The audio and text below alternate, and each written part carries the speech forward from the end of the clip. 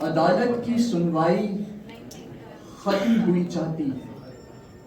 تمام جھوٹے ثبوتوں اور جھوٹے گواہوں کے بیان کو مد نظر رکھتے ہوئے یہ عدالت اس نتیجے پر پہنچی ہے کہ شاہزیب کے والد کو ڈیفنس میں 500 گز کا بنگلہ، آسٹریلیا میں فلیٹ اور 27 کروڑ روپے ادا کر کے بہن کی عزت پر ہاتھ ڈالنے والے ملزم شاہ رخ جتوئی کو باعزت بری کیا جاتا ہے.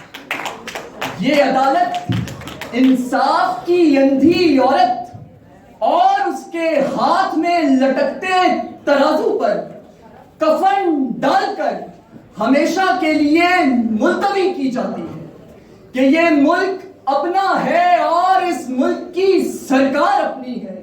ملی ہے نوکری جب سے بغاوت چھوڑ دی ہم نے، گنہگاروں میں شامل مدعی بھی اور ملزم بھی.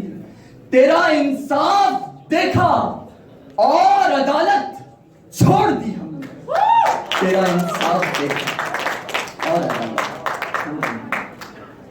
مظلوم صداؤں کا نصیب بیٹیوں کے نصیب سے بھی بدتر ہوتا ہے ذوالفقار.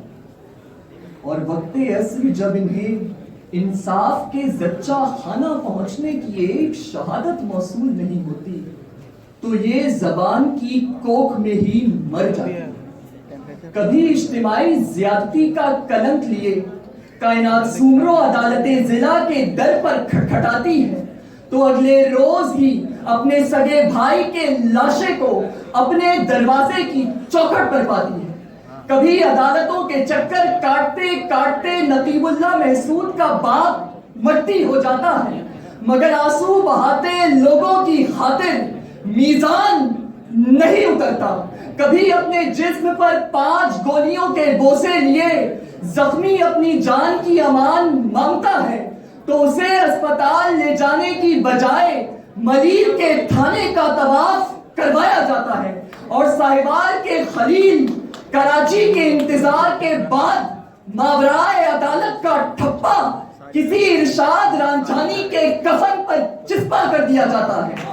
ارے ہم نے ان کے کھوکھلے نعروں پر لبیک تو کہا، نہیں کہا تو یہ جملہ انشائیہ نہیں کہا کہ مقدمہ میرا، فیصلہ تمہارے نام کا، یہاں تک کہ ووٹ میرا، حق میرا، انگوٹھا بھی میرا اور انتخابی نشان تمہارے نام کا.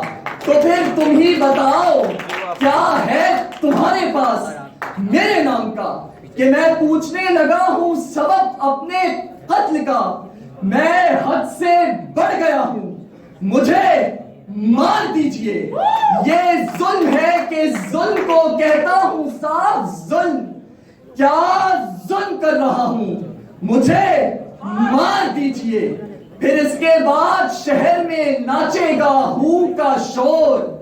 میں آخری صدا ہوں، مجھے مار دیجئے. میں آخری صدا ہوں، مجھے مار دیجئے. آپ کی سماعتوں کا بہت شکریہ.